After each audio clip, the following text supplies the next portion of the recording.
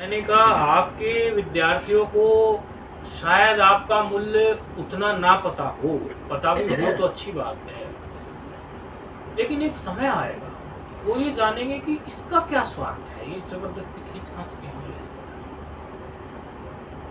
अगर जब हम तुम्हें खींच खांच के ले आए तो पीछा नहीं छोड़ रहे। अभी भी तो ब्रह्मसूत्र पढ़ा रहे तो गीता, पढ़ा रहे तो गीता, अभी उसका ब्रह्मसूत्र भी आप लोगों का पाठ चल रहा है, उससे भिन्न उसका ब्रह्मसूत्र भी चल रहा है, उससे भिन्न उसका भगवत गीता भी चल रहा है। और भगवत गीता कोई यूं ही नहीं, भगवत गीता 8 टीकाओं वाली। मधुसूदन सरस्वती जी क्या कह रहे हैं, श्रीधराचार्य जी क्या कह रहे हैं इसी श्लोक के बारे में, भगवान के वचन है, वो जितनी रिसर्च की जाए उतनी कम है उसमें, और कोई साधारण किसी के वचन नहीं। और हमने इनको बोला भी है कि आप जब भी कभी, अब इनका पूरा ही होने वाला है, 2-4 श्लोक बचे मुश्किल से, 18वें अध्याय के 2-4 श्लोक बचे, हो गया। क्योंकि ये स्पष्ट है बात कि बिना गुरु परंपरा के शास्त्र ऐसे तो जाओ लाइब्रेरी में पढ़ो, मान्य नहीं है, मान्य नहीं है। 13वें अध्याय के श्लोक में लिखा है असंप्रदायविद सर्वशास्त्रविद। असंप्रदायविद हो कोई व्यक्ति, यद्यपि सर्वशास्त्रविद मूर्खवद उपेक्षणीय। यदि कोई व्यक्ति गुरु शिष्य परंपरा से नहीं है और वो कितना भी बड़ा विद्वान है, उसको मूर्खवत छोड़ दो। हम तो हमारे विद्या गुरु जी से पढ़े या पढ़ते तो वो तो महीने में 4 बार 8 बार बोल ही देंगे, बोले कोई कितना ही बड़ा विद्वान हो, हमें उससे कोई लेना देना नहीं, यदि वो गुरु परंपरा से नहीं आया है तो हम उसको मूर्खवत छोड़ देंगे। भगवान ने कहा 13वें अध्याय, शंकर भाष्य है उस पर।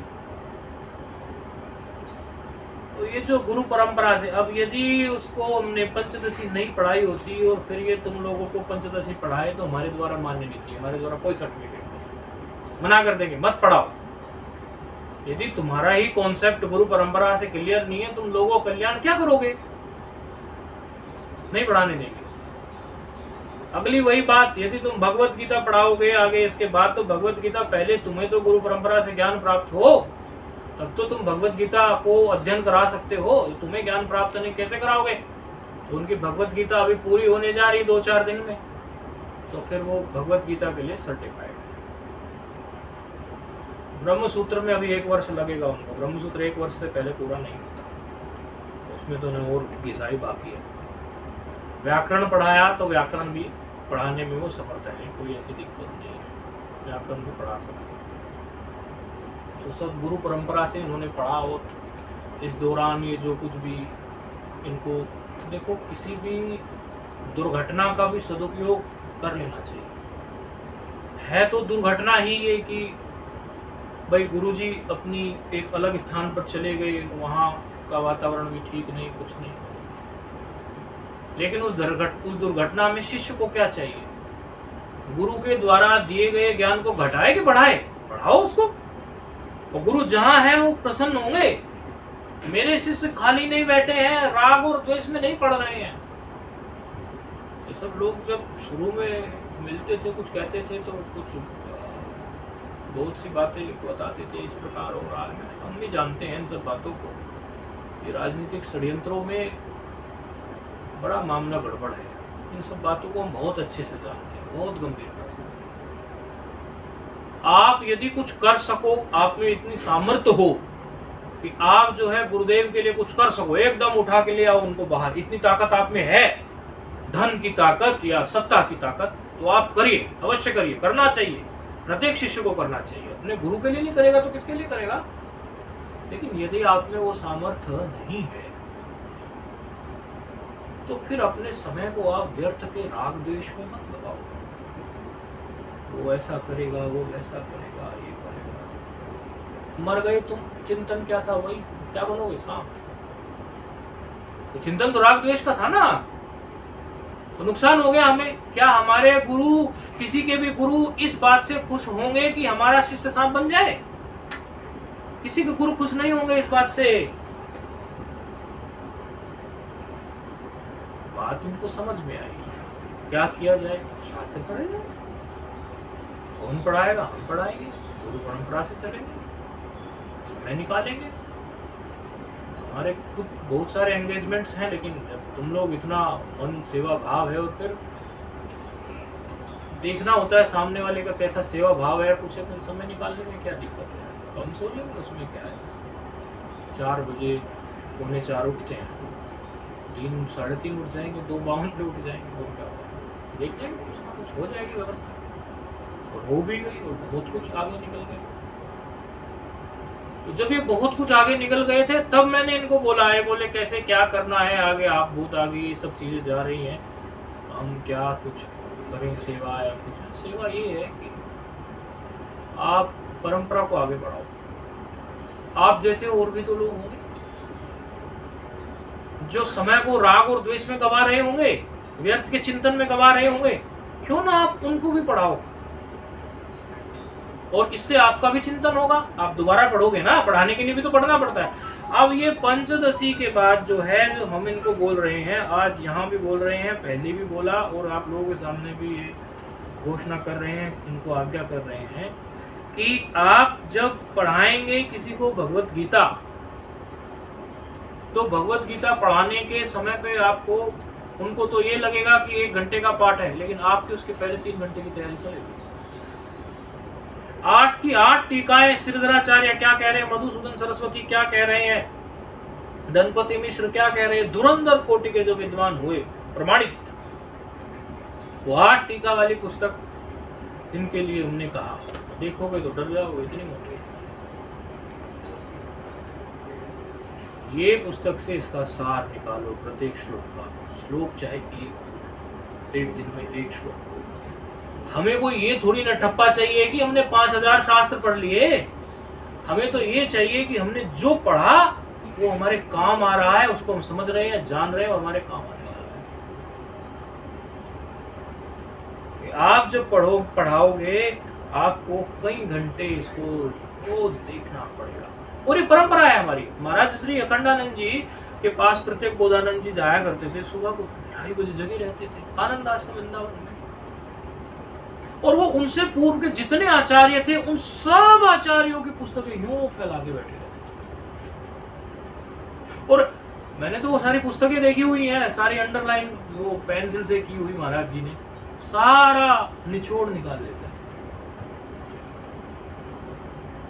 भाई ये कोई भावना का मामला नहीं है, ये तो रिसर्च का विषय है। और तो भगवान के वचन है तो और रिसर्च करो।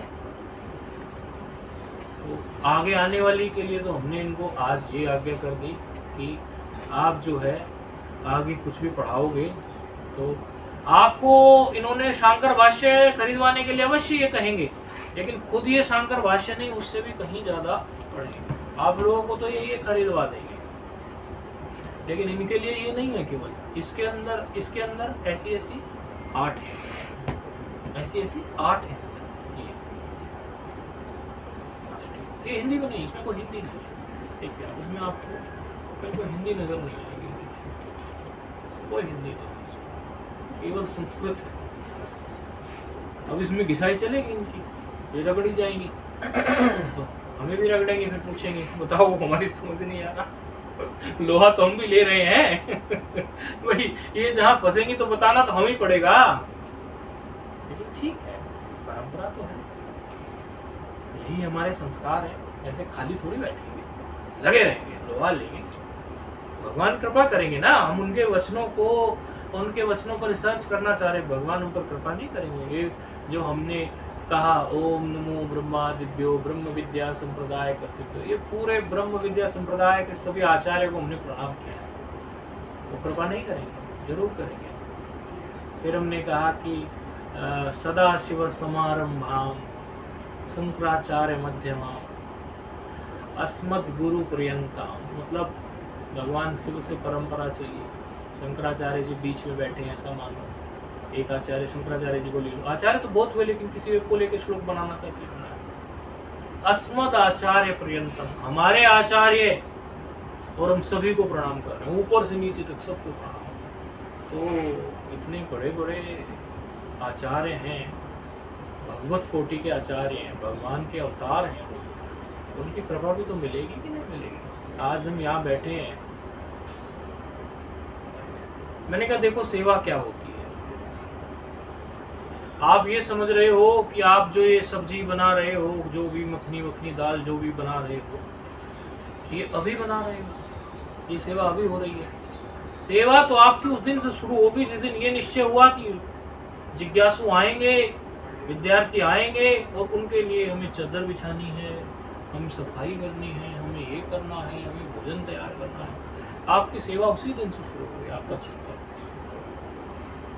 और हमने ये जो पूजन करने वाले लोग थे, इनको भी कहा था कि वेद मंत्रों से वहाँ जा रहे हैं तो उनके घर को जाओ, वो पवित्र स्थान जहाँ इस प्रकार की चर्चा हो रही है, वहाँ वेद मंत्रों का पाठ होना चाहिए। घर को पहले पवित्र है, सेवा भावी लोग हैं, उसको और पवित्र हो। इन्होंने भी फिर अच्छा वेद पाठ किया, थोड़ा अभ्यास करके आए ये लोग भी, कोई 15 मिनट तक तो शायद इन्होंने किया भी है। और वो सारे उन्होंने बहुत बढ़िया वेद पाठ किया, मंत्रों का, उपनिषद के मंत्र, वो सब उपनिषदों के मंत्र हैं। एक एक उपनिषद कभी आप भविष्य में पढ़ेंगे, जिसका जैसा प्रारब्ध होगा वो सारे आते जाएंगे। जो आज जिन्होंने पढ़े वो सारे आते चले उपनिषदों। अब आते हैं पंचदशी की तरफ। ये तो हमने आपको अन्य अन्य बहुत सी जानकारियां दी, बहुत सी बातें बताई। ये जो शास्त्र आप लोग पंचदशी देखते हैं, इसकी महिमा इतनी निराली है। एक तो 5-5 अध्याय, इसीलिए वो पहले 5 विवेक, फिर दीप, फिर आनंद। तो कई जगह इसको विवेक दीप आनंद शास्त्र भी बोलते हैं। इसमें एक अद्भुत बात है, इसको जो रचने वाले हैं ना विद्यारण्य जी, उनके जीवन की इतनी अद्भुत बात है। कुछ तो आप जानते होंगे, कुछ आप नहीं जानते होंगे। क्योंकि कुछ तो क्या होती है, कोई पुस्तक छपती है, उसके पहले 2 पेज में दे देते हैं, लेकिन उतने में महापुरुषों की जीवनी या कुछ समझता नहीं है। हम ही नहीं पूरा देख पाते। कितनी पुस्तकों को छानना पड़ता है तब पता चलता है। एक गजब की बात बताएं आपको, जो व्यक्ति शास्त्र अध्ययन में रत रहता हो, उसके जीवन में राग द्वेष स्वतः ही कम हो जाता है। एक तो शास्त्र अपना काम कर रहा है, दूसरा उसके पास समय ही नहीं है। समय कहां से लाएगा? एक दिन हम अन्य क्षेत्र में गए भिक्षा लेने, तो 10:30 का समय था, सुबह को 10:30 बजे भिक्षा मिलती, चले गए कमंडल उठा के भिक्षा लेने चले गए। अब वो पता नहीं उनका वहाँ कुछ भगत आए थे, कीर्तन भजन अधिक बढ़ गया, वो 10:30 से 10:40, 10:50, 11 ही बज गए। जो 11 बजे हम चलने लगे तो एक बुजुर्ग महात्मा, जो समझो 90 वर्ष, 90 के अभी शरीर पूरा हुआ उनका 3 महीने पहले, अभी समाधि दी थी उनको गंगा जी में, 3 ही महीने पुरानी बात है। कृष्णानंद नाम था उनका। बोले कहाँ चले महाराज? मैंने कहा हमारा समय हो गया, बस हम इतना ही वेट कर सकते थे।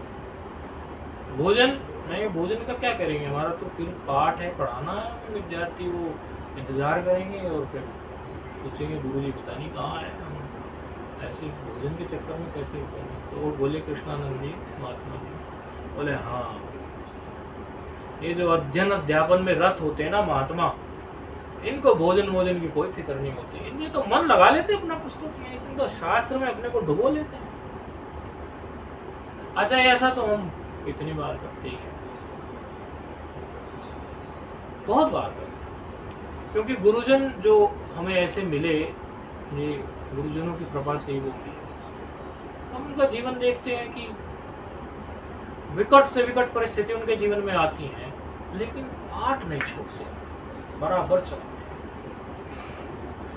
बुखार भी होता होगा, जुकाम भी होता होगा, मौसम अदला बदली भी होती है, खान पान में भी रसोइये बदल जाते हैं,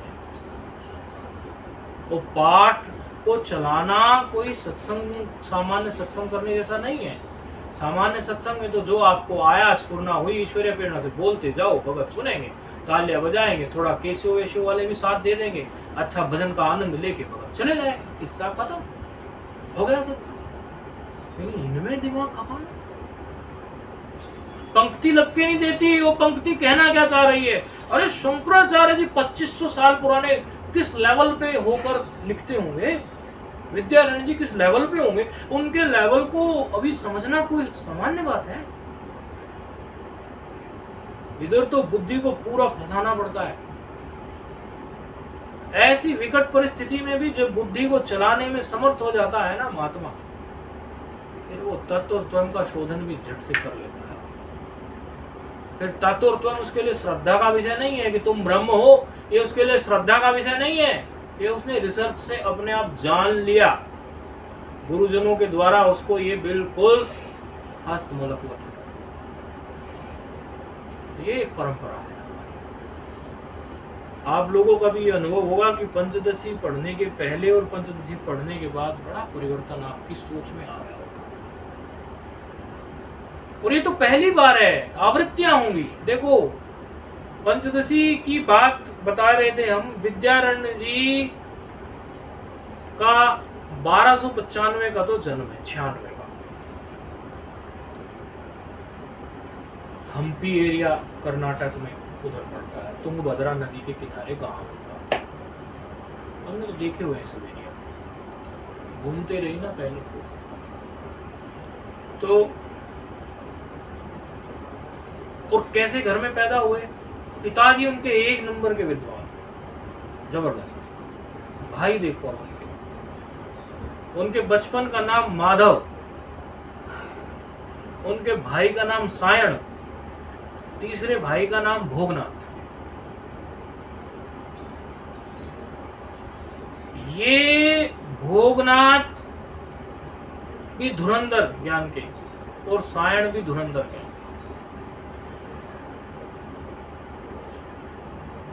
सायण वेद पर, यदि आज सबसे ऑथेंटिक भाष्य किसी के हैं वेद पर, वेद पे कलम नहीं चला सकता कोई आसानी से। वेद के मंत्रों पे किसी की हिम्मत नहीं है आसानी से कुछ भी बोलने की, इतना गंभीर विषय। वो सायणाचार्य जी का भाष्य ही सबसे ज्यादा प्रसिद्ध है। ये अपने माधव के भाई, और ये जो माधव है, भोगनाथ भी विद्यातीर्थ नहीं, भारती तीर्थ, भारती तीर्थ। और ये सब विद्वान की परंपरा है इनके घर में। और ये जो अपने माधव है, इन्होंने ऐसा नहीं है आपको कि वेदांत के शास्त्र लिखे। चलो शास्त्र से पूर्व की बात इनकी देखो। सारे मुगल शासक जो थे वो हमला करने पे लगे हुए थे। हमने तो वो जगहें देखी है जहाँ से सब मुगल शासक ऐसे ऐसे किले इन्होंने बना रखे, पॉइंट्स बने हुए हैं कर्नाटक के उस एरिया में। वहां से ऊपर से हिंदू को छोड़ देते थे, नीचे मर गया, ऐसे पकड़ा उसको ऊपर से नीचे छोड़ दिया, देखा स्वयं देखा। वो ऐसा समय था। और ये जो थे अपना वेद पाठ करते थे, शास्त्र अध्ययन करते थे, विद्यार्थियों को कराते थे, तो गुरुकुल एक अच्छा आश्रम खोल रखा। तब जो है 2 राजा इनके पास पहुंचे, बोले गुरुदेव, अरे आचार्य लोग नहीं रक्षा करेंगे तो कौन करेगा? हमारे पास अब कोई चारा नहीं है, ये मुगल हमें मार देंगे।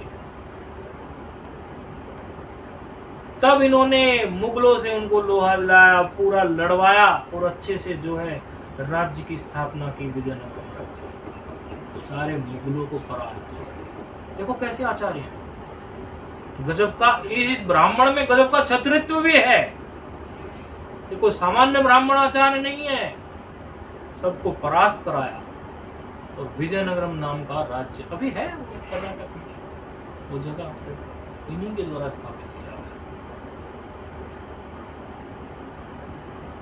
बाद में व्याकरण के धुरंधर थे, तो माधवीय वृत्ति नाम का व्याकरण का शास्त्र रच दिया। बिल्कुल कान खोल के सुनते रहना ये बात। माधवीय वृत्ति नाम का व्याकरण शास्त्र रच दिया। और मीमांसा, पूर्व मीमांसा जिसको कर्म कांड इत्यादि की जिसमें जानकारी है, उसका भी शास्त्र रच दिया। ऐसा नहीं कि वो केवल एक सब्जेक्ट के, आज तो कोई फिजिक्स का हो जाए तो केमिस्ट्री उसको समझ नहीं आएगी, और मैथमेटिक्स से तो दूर दूर तक संबंध नहीं, बायोलॉजी भी नहीं समझेगा। लेकिन इनको देखिए आप, व्याकरण का माधवी वृत्ति बड़ा प्रमाणिक ग्रंथ है इनके द्वारा रचित। माधव नाम था ना उस समय, तो माधवी वृत्ति के नाम से। और उसके अलावा जो है मीमांसा का, मीमांसा न्याय माला नाम का शास्त्र वो रचा इन्होंने। सर्व वेदांत दर्शन सार संग्रह, सर्व दर्शन सार संग्रह वो रचा इन्होंने। लिस्ट है पूरी इनके शास्त्रों की। एक विषय के जानकार नहीं है ये, बहुत विषयों के जानकार हैं। और आपने दृग्दृश्य विवेक का नाम सुना है? दृग्दृश्य विवेक इनका, पता थी ये बात पहले? दृग्दृश्य विवेक वाली इनका ही है, क्योंकि बहुत लोगों को दृग्दृश्य विवेक में कंफ्यूजन है, उस पर लिखा नहीं मिलता। वो इन्हीं का है दृग्दृश्य विवेक। अभी हमें तो याद भी नहीं रहते इतने शास्त्र इतने इनके। अब पंचदशी के बारे में बात आ रही है, बड़ी सुंदर। 1295 का जन्म है, फिर ये सारे खेल कर लिए, परास्त कर दिया उन लोगों को, और इस प्रकार जो है राज्य की स्थापना कर दी। बीच बीच में ये शास्त्र रच दिए। बाद में गुरु देखिए इनके, गुरु इनके 3 और 1 4 गुरु हैं। संन्यास गुरु शंकरानंद जी, नमः श्री शंकर आनंद गुरु पादाम्बुजन्मने। शंकरानंद जी संन्यास गुरु, कहां से संन्यास प्राप्त है इनको? खुद के बड़े भाई भारती तीर्थ, वो इनके गुरु है। विद्या तीर्थ एक अन्य विद्वान है, विद्या तीर्थ। विद्या तीर्थ से इन्होंने जो है शास्त्र अध्ययन किया है। कई गुरु इनके जीवन में, धुरंधर, क्योंकि कोई भी जब किसी भी क्षेत्र में आखिरी